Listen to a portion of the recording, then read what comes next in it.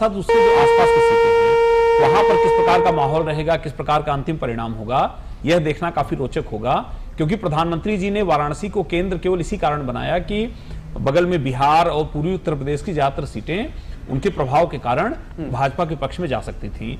तो ये बहुत रोचक है कि यह देखना कि पिछला परिणाम वही रहता है या इस बार प्रधानमंत्री जी को वहां से बढ़त मिलती है। संतोष बिल्कुल, वहां से कितने मार्जिन से वो जीतते हैं। और एक बड़ी खबर आ रही है रुझानों में, जौनपुर से सपा के बाबू सिंह कुशवाहा 1900 वोट से आगे चल रहे हैं। जौनपुर पूर्वांचल का बड़ा इलाका और पूर्वांचल इस बार काफी चर्चित भी रहा है क्योंकि इस बार पूर्वांचल में कोई बड़ा माफिया का चेहरा नहीं दिखा। रुझानों में मेरठ से बीजेपी के अरुण गोविल को बड़ी बढ़त 29,000 वोटों से वो आगे चल रहे हैं। मेरठ में भी हमने कुछ देर पहले देखा कि किस तरीके से वहां पर अरुण गोविल जो है वो पीछे थे, लेकिन एक बार फिर तस्वीर और सिनेरियो और समीकरण सब बदल चुके हैं। प्रेम जी कैसे देखते हैं, एक बड़ा चेहरा अरुण गोविल के रूप में भारतीय जनता पार्टी ने पहली बार मेरठ में भेजा था?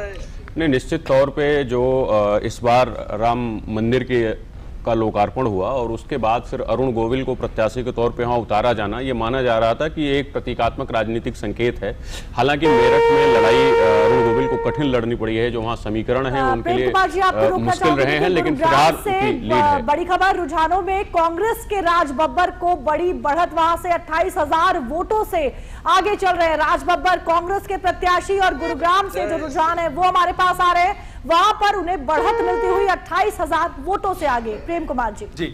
प्रेम जी, हाँ, तो मैं वही बता रहा था कि जो मेरठ की सीट है वहां पे लड़ाई बहुत कठिन थी, लेकिन अगर वो एक लीड बना रहे हैं तो ये निश्चित तौर पे बीजेपी के लिए और अरुण गोविल के लिए एक बहुत अच्छी खबर है।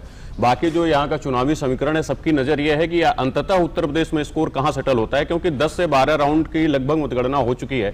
लगभग मैं मान के चल रहा हूं कि अधिकांश सीटों पे आधी मतगणना हो चुकी है, तो अभी आधी बची हुई है। इससे एक बात तो समझ में आ रहा है कि चुनाव बहुत ही क्लोज जाने वाला है, जो अंतर है वो बहुत ज्यादा रहने वाला नहीं है।